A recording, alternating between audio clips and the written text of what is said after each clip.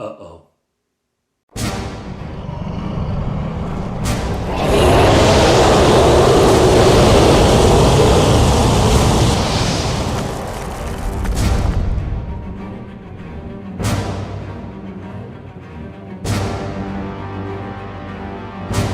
Hello everyone, I'm Father Aaron. Welcome to The Dungeon Minister! Yeah, as you can see, things are getting a little hot for our heroes.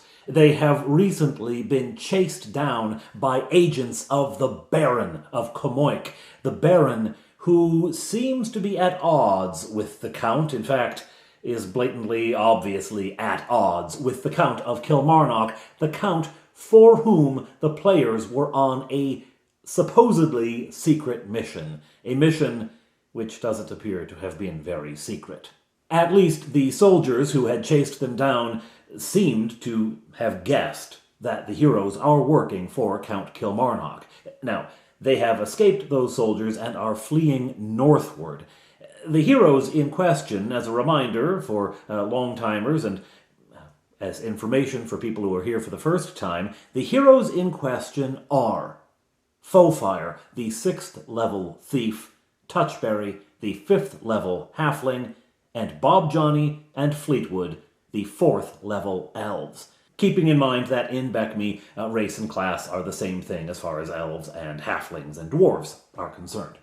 So, the Fab Four are fleeing fast and fleet-footed to the far north. They're fleeing, and they have come to the River Unwin, which flows down, actually through Honeywood, all the way down throughout the kingdom. They've come to that river, and they don't want to cross here. First of all, they don't have a boat. They did build a raft and cross earlier down south of Babblebrook. It didn't go so well. They're not actually shipwrights or boat builders of any sort. So they don't want to do that again. And they know that if they just follow the river, they'll get to Kilmarnock because it goes right through the city. So they turn and begin following the line of the river. Now, the weather that they are experiencing is cold.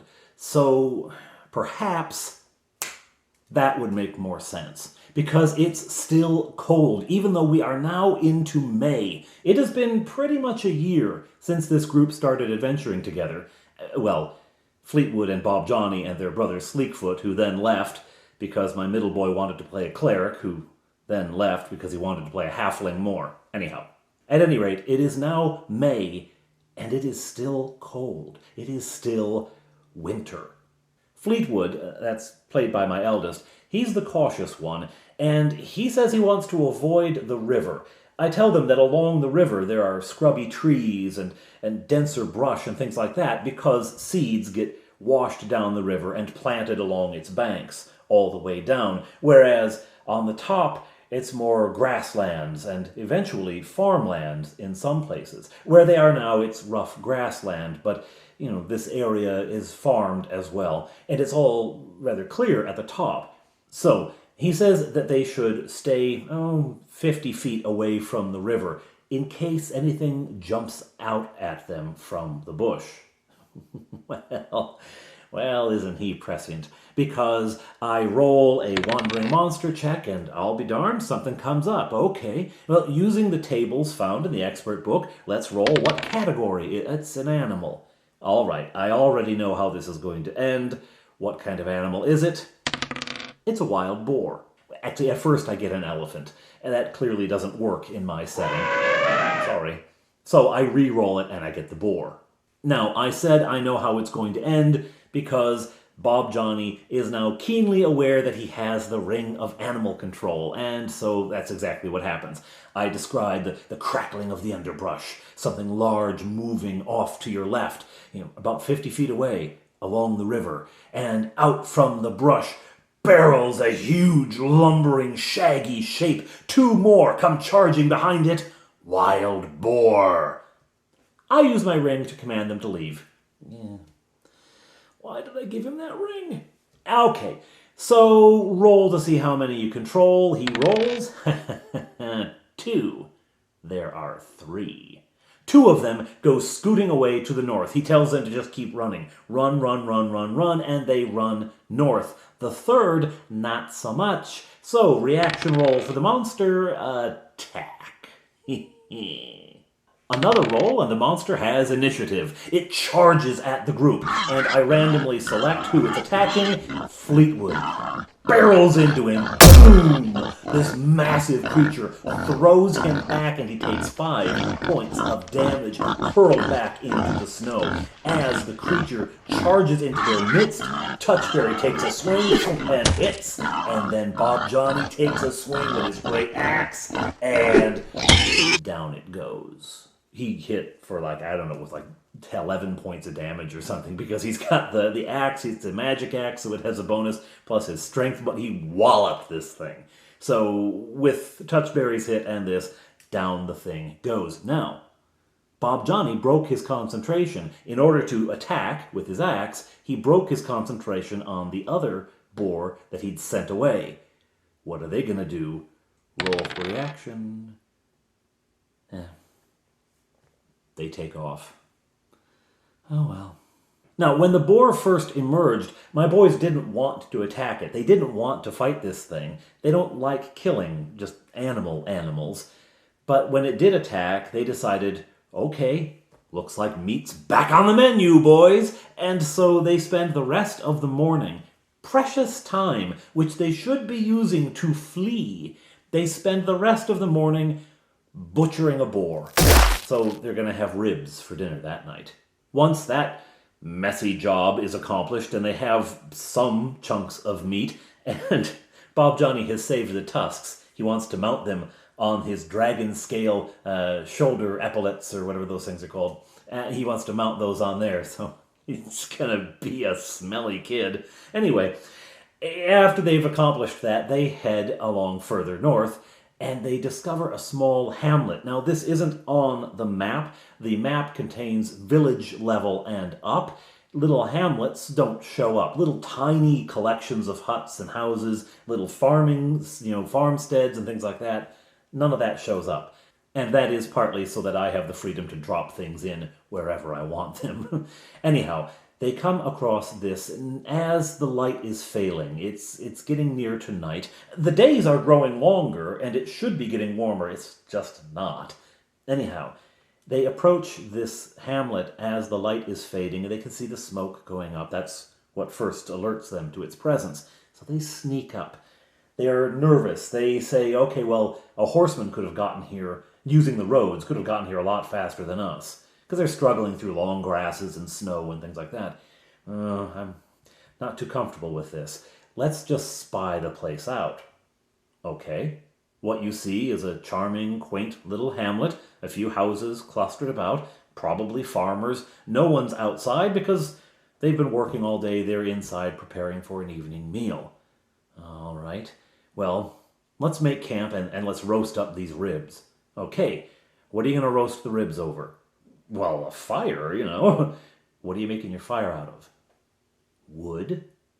And you're getting the wood where? On the grasslands. Okay. Now, they've also approached farmland. As they get close to the hamlet, they're approaching farmed land. And there's clumps of trees here and there. Throughout a grassland, there'll be little bits of tree here and there. So I said, well, let's go to one of these little small woods. I said the hamlet's in a little bit of a low place, and there's a few woods here and there. Great, let's go there and look for some dead branches or something. They don't want to chop trees down because they don't want to attract attention. All right, you go and you look for wood. Well, there really isn't any. The people in the hamlet gather that wood. That's what they're cooking their meals on tonight. What are we going to do? So they end up having to go down to the river to search for wood to get far enough away from the hamlet, which is a bit inland. There's a little stream that goes through the hamlet. They have to go back to the river to get wood to make their fire to have their ribs. And all of this is in search of ribs. They could camp without it, but they decide not to. Anyway, they do get wood, they make their fire, and they eat ribs for dinner, which makes the halfling very happy. The night passes without incident. I roll from wandering monsters, but nothing comes up, and so they start out the next morning. Now, I should note the spells they have memorized. Bob Johnny has taken Magic Missile, Charm, Web, and another web. He's got 2 webs. And Fleetwood has taken Light and Sleep, Webb, and ESP. They decide to stay well to the west of the hamlet, so they pass between the hamlet and the river. Now, this entails crossing the stream, which is roughly 15 feet across, so they're not jumping it. And they test the depth, and I say it gets to a depth of about 3 feet. Ugh, 3 feet. That's going to be cold. But they don't want to spend time making another raft. The last time they did it, when they crossed over the river by Babblebrook, raft construction took them half a day. So they don't want to do that. They said, we'll just wade across. I said, are you sure? It's cold. Yeah, well, we don't really have any other choice. All right. Well, they did have a choice. They could have gone to the village, or to the hamlet, rather. There's a little bridge in the hamlet. They had a choice. They just didn't take it. So they ford the stream, and Fleetwood carries Touchberry, which, considering how frenetic and angry Touchberry is sort of a funny picture. Anyway, they get to the other side, and I say, all right, you are cold. Dead cold. Do you want to stop and build a fire and dry off? Nope, nope, nope. They don't want to be seen. They press on. I love this. They'll take half a day to butcher a boar so they can have ribs for dinner, but they won't stop to dry their clothes out. Anyway, they press on, and as they go, they start taking cold damage. I tell them, all right, you take a point of damage. What for? You're cold. You're freezing. You're wet. You're wet, and it's below zero out. Okay. Do we all take that? Well, not Touchberry. You carried him. His toes got a little wet, but he's fine. Huh. Great. Okay. On they go. They have taken 3 points of cold damage by the time they decide they need to stop for their midday meal, for lunch, and build a fire. So they're going to the river again to search for firewood when they hear shouting, voices, men calling to one another. It's a riverboat. Remember, there's a lot of traffic that goes up and down the Unwin, from Honeywood down to Kilmarnock, from Kilmarnock down to Comoic, and beyond. And this is one of those riverboats. It's carrying barrels and crates. It soon comes into view as the characters all hunker down. We're gonna hide and watch it pass. Well, what you see is a cargo ship. Are there soldiers? There don't appear to be any soldiers. There are 2 men on board who seem to have weapons. They look like serious characters. They're dressed in rough clothes, though, no uniforms.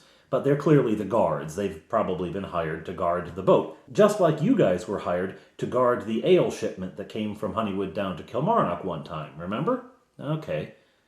Well, maybe we could get back to Kilmarnock this way. This is our ticket. Let's hail them. Let's shout out to them. Okay.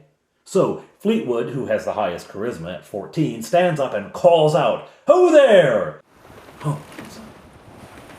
Hello? And they start to talk to one another. And then they go and they talk to a big guy near the back, and he comes striding forward. Big guy, big beard, bald, portly. And he hollers out, "Oh, what are you doing there?" We're hunters. We are hunters, and we would like to book passage back to Kilmarnock. If we could travel with you, we'll pay if you'll take us back to Kilmarnock. Hunters? What are you hunting? Boar. Catch anything? At this point, Bob Johnny shows off the tusks that he's got. Oh, well, congratulations. Never hunted boar with a sword before. They forgot about this. They're carrying weapons, very visibly armored weapons, everything. They're clearly not hunters, right? Anyway, they press on with it. Can we get passage to Kilmarnock? All right, well, let's roll a reaction check. I don't normally roll for this kind of thing. Normally, I just role play it, and if they can convince me, then I'm convinced. But in this case, because I knew it was a low combat adventure, there aren't a lot of baddies along the way. It's kind of a hinge session, getting us from what we had been doing to what we're going to be doing. So I didn't have a lot for them to do.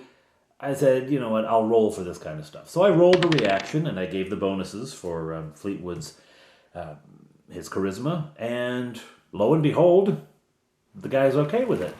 All right. Pull over. pulled over. That's not what you say. What is it, hard to larboard? Is it larboard or... I never port and starboard. I'm a landlubber. I am such a landlubber.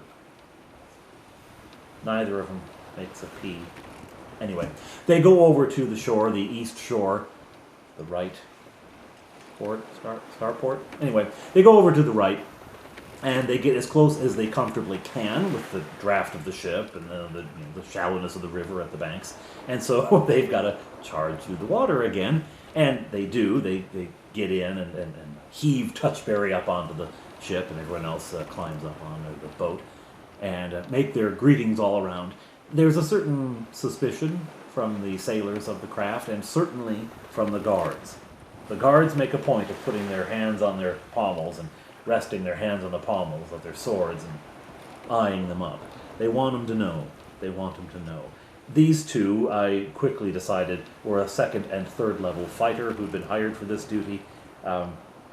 Probably wouldn't have been too much trouble for my crew, but there's also all the sailors, and not worth getting into. They don't want trouble anyhow. They settle in and cuddle up, really, and try to stay warm, because they're still shivering, right? Incidentally, Fleetwood pays for everyone. It was his decision to get on the boat. The others were sort of like, I think we should still keep walking. I don't know, maybe we should take the boat, maybe not. He said, look, I'll pay for it. Just let's go. So he hands over the 40 gold pieces. It is 10 apiece for the passengers. Highway robbery, but you pay for convenience. At any rate, the journey continues, and it's no incident as they go. I roll a couple of times to see if any wandering monsters or bandits or whatever assail the boat. Nothing does, and they continue on the way. Night falls before they reach Kilmarnock, and the sailors rig a lantern on a pole with a sort of a shield kind of affair behind it to block the light so it doesn't interfere with their own sight, but also to reflect light forward. It's basically a headlamp that they affix on a pole to the front of their boat, and it helps guide them down the river. It's cloudy, so it's not very light at all as they make their way toward Kilmarnock. Eventually, dark masses, darker than the rest of the dark, loom up in front of them. These are buildings in Kilmarnock. Every once in a while they'll see one with a light on. There are buildings outside of the city walls that follow the roads and the river for a little ways. So this is what they're approaching now. There's a couple of lights here and there, but mostly what they're approaching now is warehouses.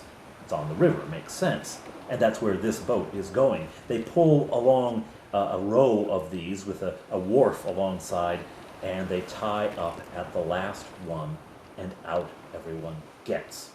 The party bid their farewell to the boat crew, who don't seem at all interested in them. They made their 40 gold pieces. They don't care anymore. Get out of here. So they turn, and they're going to head toward Kilmarnock. Now, it's night. The gates are all closed, and there's no road gate here. This is a river gate. There's no way for them to enter. There may be some small sally port off to the side, but it's certainly not going to be opened at night. Opening at night at all is a low-frequency event, and it's certainly not going to happen here.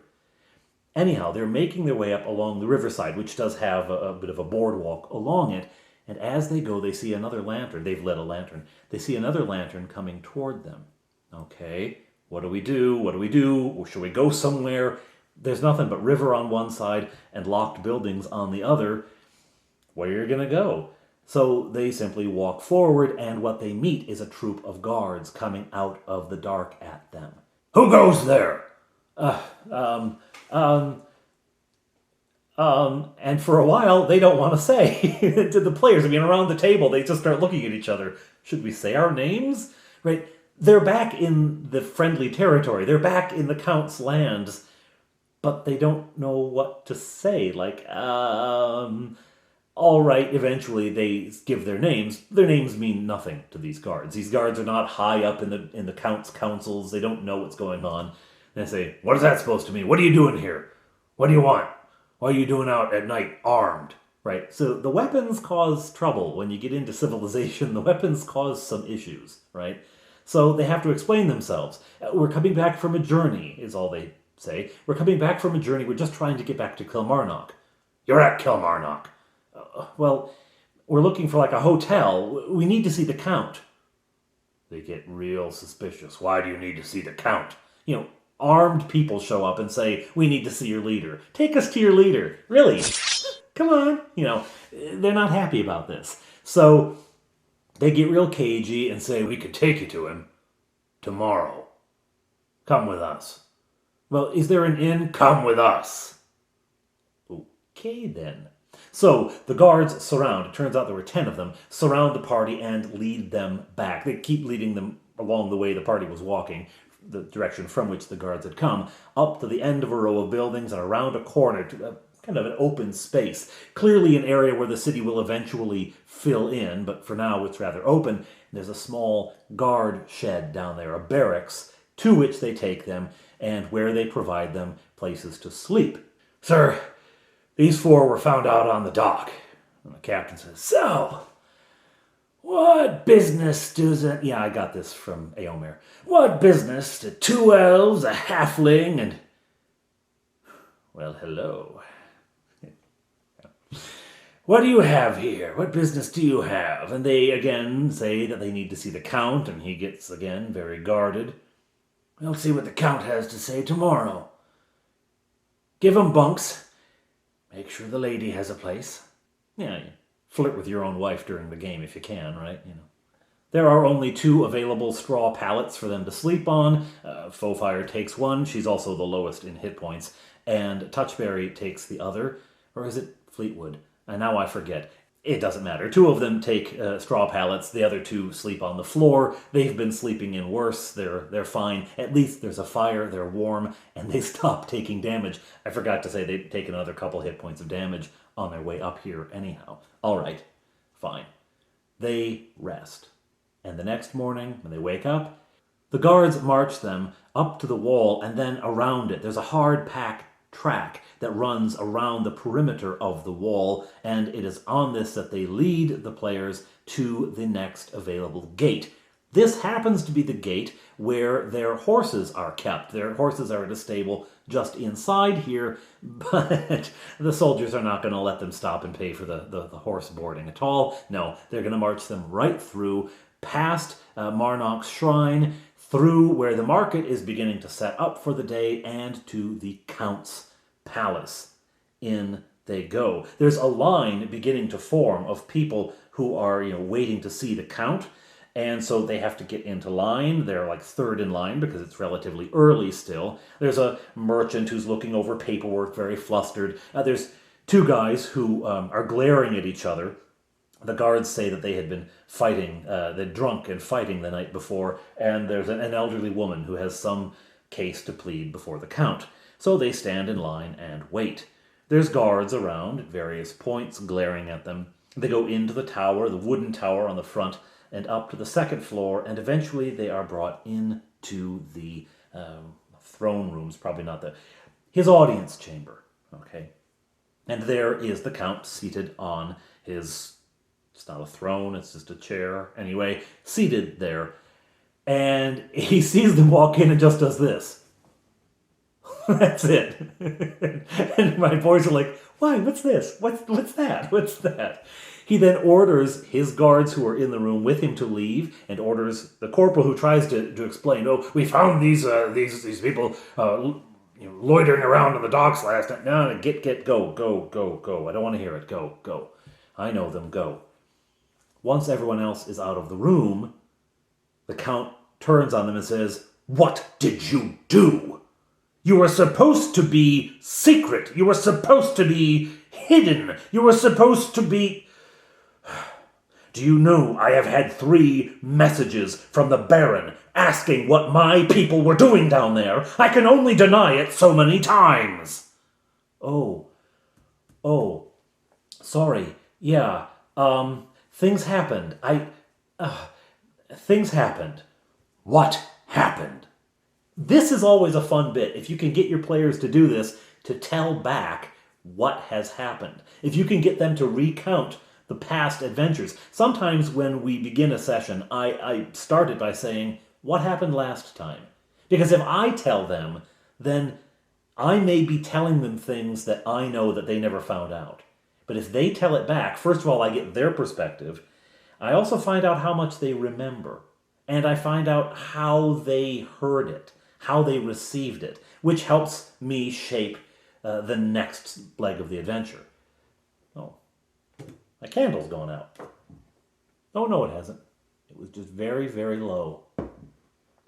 Anyhow, so that's what they do. They tell back what's been happening since they left Kilmarnock. That the journey down, all of the misadventures on the way there with the toad and the panther, and passing Comoik and going back up, and Woodburn, and finding the Ursines, and the cabin in the woods, and the meeting in the Ursine, cavern in the moot, the gathering, and the Ursine's decision, and Orso being sent back with them, and the wolves howling in the dark. And they even tell about the Nixie almost drawing Bob Johnny into the water with her, and about the wolves getting closer and closer, and about having to ditch the boat and running into the Coile Jom Hair and finding the caves and going down into the caves. And then they leave out the bit where they find an enormous gem. They leave that right out of the story. You keep some things to yourself. And then out of there and across the river and camping south of Babblebrook,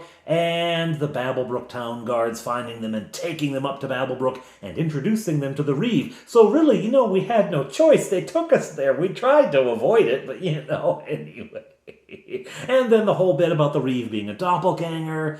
The Count is just, his hair is blowing back, right, as this all comes tumbling out. And then running after the doppelganger, chasing it back into the Coile Jom Hair, and the Satyr, and they skip over the Centaur for some reason, and the pool, and the visions, and they don't say anything about the content of the visions. They don't say what they saw. In fact, they get real vague about that. And he presses them, what did you see in the pool? The only thing they will tell is that they saw the mayor of Honeywood nervous and pacing with his council, and that the dwarves were preparing for war. Now, Cormac is a connected guy. He knows what's going on, and he says, the dwarves aren't preparing for war. Now, at this point, the boys start to say, well, maybe the visions lied. They never considered that perhaps it was showing them the future, not the present. They had been to Hrothgar's eyes, and they had seen a great distance through that magical tower, that magical chair. So they kind of thought this was the same thing. Like they were seeing what was happening now. And so they're really in a panic to get finished with the Count and go up to Honeywood to find out why the mayor is in such a state. But maybe he's not. Maybe he won't be for some time yet. Anyway, he tells them the dwarves aren't preparing for war. Last he knew, which was, yesterday or 2 days ago or something. So that's not on.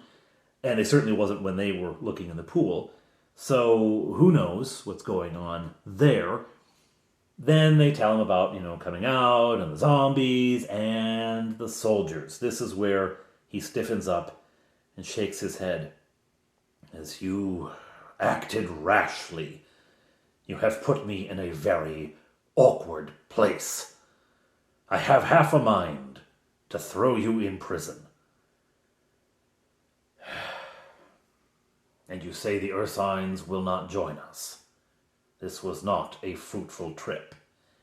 It was more fruitful than he knows. It's more fruitful than they know. But anyway, they feel about this tall at this point, and they're making all their excuses, and we're very sorry, but he did attack us, and, and this little old lady asked us to do, you shouldn't even, anyway. After some role-playing and, making them a little uncomfortable, he finally decides to let them off the hook. Now, they do ask about Sandor Clegane, because you may remember that Fleetwood's vision was of the Count in his chamber and Sandor Clegane stepping out of the shadows, and Fleetwood's innate reaction was anger. So, is Sandor here? We would like to speak with Sandor Clegane. No, I've sent him on a mission. I've sent him to collect information. No, he won't be back for weeks now. Oh. Unfortunate. Well, they could do no more. They again make their apologies, and they leave.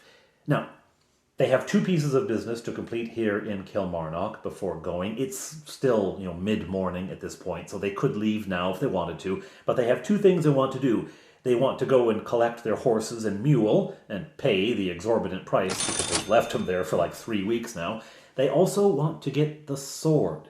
The sword, which they had made for the Count, which now they don't really want to give him because it'll look like a sucking up to him, we're sorry for what we did present, when it was really just meant to be a we respect you and we want to show our loyalty to you sort of present. Anyway, they pick up the sword and they decide they're not going to give it to him. And the rationale that Fleetwood offers is they want to see if they can make it magical. And I tell him, as an elf, you will know that that is a long and expensive process. And it's not done by people of your, experience and talents. You need someone far more steeped in magic than you are. And it will be expensive. And that's what we want to do. We want to see if we can make it magic. All right. I think they just didn't want to go back to the Count's place and say, oh, by the way, we got you something. So they do that. They get their horses. And they head out right away. They're not going to wait. Up they go to Honeywood, taking the road, of course. Now, I say the roads are all in excellent repair. It looks like a crew has been through recently. And they head up. They want to check out the location of Bargle's Tower. They want to see if there's any evidence of any activity there. They do spend a night camping in the forest, and then they proceed. All right, I'm rolling for Wandering Monsters. Around when they get there, I roll one up.